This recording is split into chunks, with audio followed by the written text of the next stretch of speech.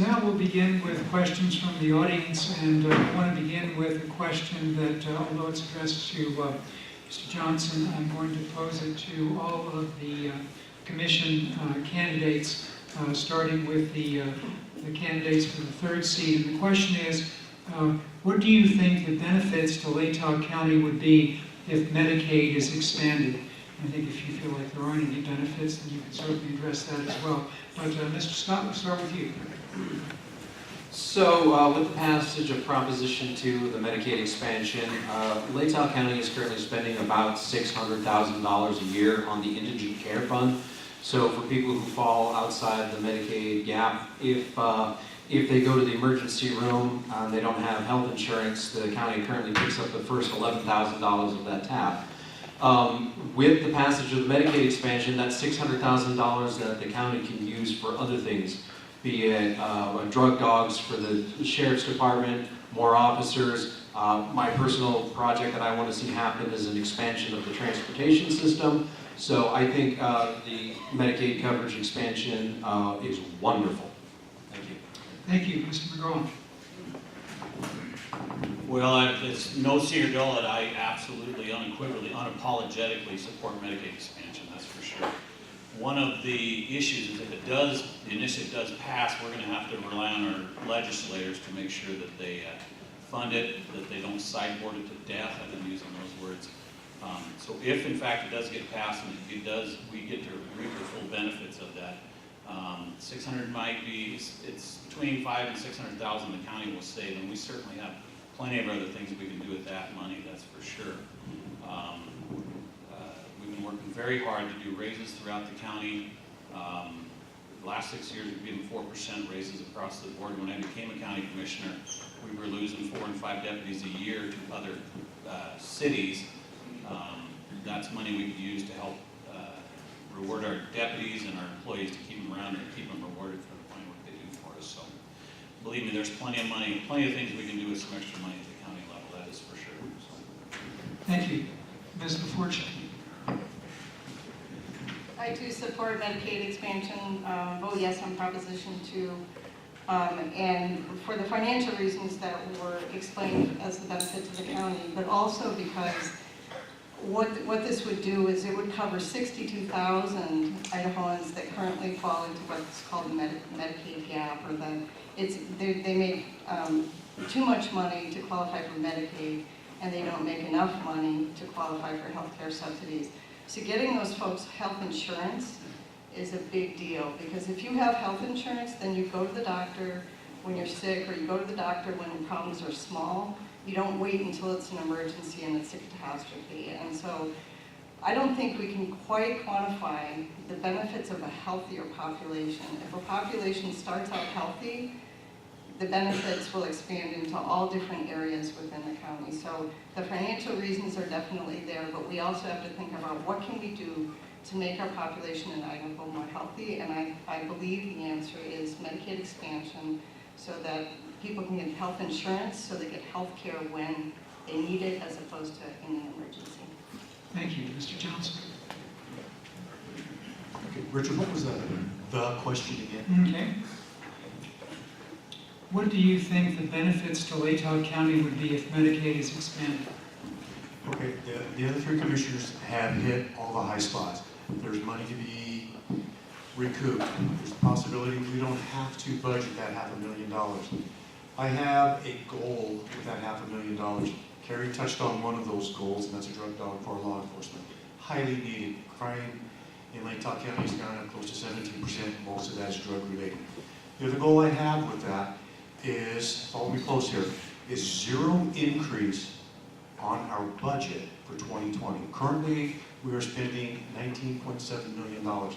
If we don't have to budget for the indigent program, that $500,000 can be used for raises, whatever we need inside that budget. So a goal of mine, which is going to be very difficult to meet, all the stars in the world have to line up perfect. That means our legislature has to do its job. Zero budget increase for 2020. You'll hear me say zero for 2020 a lot. It's going to be difficult. I need all elected officials to try to work for that goal. But it is a goal that we might be able to achieve. This is not property tax. This is just budget increase to be zero. Thank you very much. The next question is for the assessor candidates for your first year in office. And what, if any, changes do you anticipate making? And Ms. Beagler, we'll start with you.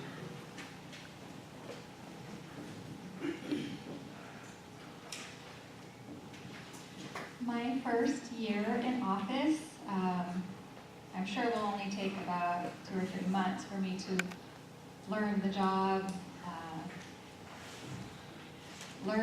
and job descriptions of each desk, and also get myself educated through state tax commission courses on those so I can more efficiently run the office. First year, what was the second part of that question? What changes, if any, would you anticipate making? I currently would not know what changes would need to be made. I would go with proven methods to keep it running smoothly. As far as I know, it is running very smoothly right now. My experience in management, I am very good at seeing the big picture and taking care of the little details so that efficiency can be met better by making decisions and changes and where it need be. Thank you very much. Mr. Wakefield. Well, for my first year, I'm just going to get settled in as being an assessor. I have 2 new appraisers that we just hired. Those need to get trained, and that usually takes at least a year process for that. One of our other appraisers just became a commercial appraiser. He needs to get up to speed on that. I would like to help with that aspect of it. We are a little bit behind on our appraisal progress this year, so anything that I can do to help facilitate that, get that on track, I will definitely do that. And of course, you always have to have elected officials training after you become elected officials. So I would like to implement some, maybe some technological devices for the staff, and just make sure that we have good assessments and have good data for our values for our assessments. Thank you. Thank you. Mr. Wakefield, while you're up, the next question is also for both assessor candidates. Please explain what the circuit breaker program is. Does that make sense? Yes. Okay, the circuit breaker program is a program for disabled and over 65 and other circumstances that gives them a tax break on their property tax. And that exemption is, you can apply for that exemption between January 1st and April 15th of every year. And I encourage each and every person that think they could possibly qualify for that to come in. That's based on an income level. And after you come in, you may not qualify 1 year. God forbid you might have a medical condition or something, but sometimes if you don't make the income requirement, you might be a little high, but if you had some medical issues during the year, you can deduct those off that income level that might get you under the limit to qualify for that exemption. So it does take a chunk out of your income taxes, your property income taxes, or state property taxes, sorry. Thank you. Okay, thank you. Ms. Beekler, do you have any comments or like suggest anything about the circuit breaker? Thank you, Rod. Circuit Breaker 101, just down there. Yeah, it is property tax relief for disabled and other people that may qualify under those guidelines. Thank you. Thank you.